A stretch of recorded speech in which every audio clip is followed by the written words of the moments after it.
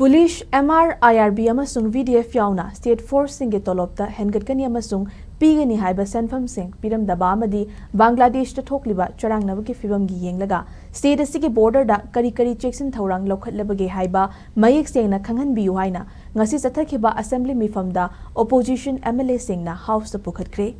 0 hour ge khudong chaba lauraduna opposition ge MLA K Ranjit na MR amasung IRV ki ration money da lupa chamanga hengatkani haiduna ahanba Manipur Rifles ki ground da pangthokhiba thoramda Chief Minister N Birena thazaba pikhiba amadi chathariba mifamasi ki Governor address ki motion of thanks khanabada VDF Singh gi honorarium hengatle haina phongdokhiba wafam thabakta onthoklamdre VDF Singh gi honorarium hengatpagi matangda chap chaba ama khanghandrabadi thasigi tang mapandagi khulai thadoklagani hairiba si nuaite masina state force singi moral down ohengani state asigi oiriba fibam masida state force na lauriba thodang masak khangna thabak paikhat piu haina house ki pukning chingsinke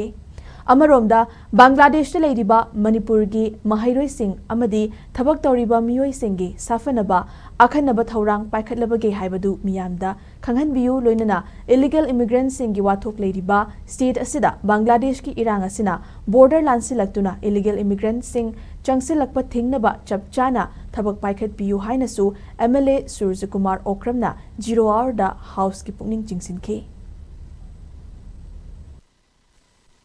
Laibak Thibani Thodok Sigumbasida duty Toriba Chaliba Mayamse, Laiba Police, IRB, MRO, Sunumoisi, allowance on the polishing of whom Supigani Haidana, Bangzona, Lautokibele, Madusu PD Haidana, a personal report Tori, Honorable Chief Minister on the BDF Singi, Honorarium Haibasa, Hengale Haibase. 2023 dagi hengat khiba amata leite aduna karam bamong de hengal libano haibado khanghan bidragadi tang mapan dagi khulai thadogani ga hairak pasi yamna nungai tawa sigumba state sigi luraba tanpham sida state force ki tawriba kaino sida somaina moral handaningai oiba thabakse tawbidaba aduga BDF singi huziki chamamnariba tolop hengali hengate haribasisu thuna mutang sengdokpiu haidana sargi through the honorable chief minister ke attention draw tawjarisa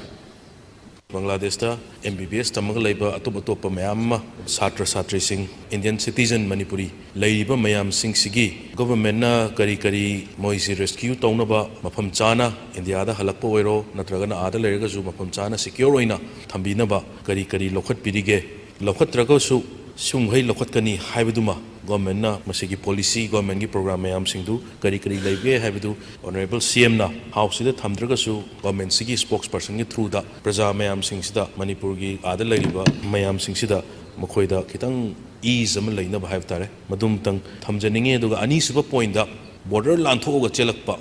illegal immigrant haigadra kari haigadona mayam ama Manipur city naknabani na haibtare state se aduna sidagi changakpa yabagi ama tobu yabagi chances su yamna wangba masina border ngaknaba kari policy program lokhat piribage habidu masi home department na lenga asina mayamda thambibada Manipur gi praja mayam sida mit mai oini haina thamjage sir